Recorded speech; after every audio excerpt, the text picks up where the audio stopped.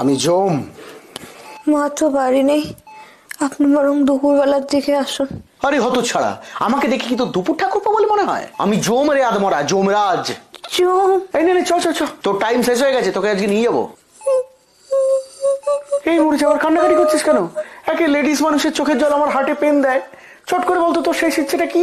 একটাই ইচ্ছে জমবাবু, অগাস্ট মাসের 9 তারিখে যে মেয়েটিকে মেরে দেওয়া হলো তার সঠিক বিচারটা দেখে যেতে চাই, আর কেন মেরে দেওয়া হলো সেটাও জানতে চাই।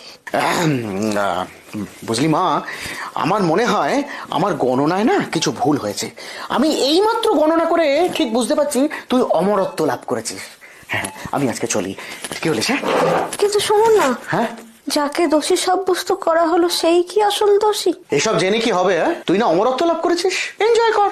আপনি বাঁচলে বাপের নাম। শুধু একটা কথা মাথায় ভালো করে ঢুকিয়ে নে, তোরা প্রতিবাদী করিস আর লেজ গুটিয়ে পালিয়েই যাস, কিচ্ছুতে কিচ্ছু হবে না। সব তো মিটে গেছে। তোরা লোপাট, তোরা একেবারে পরাজিত।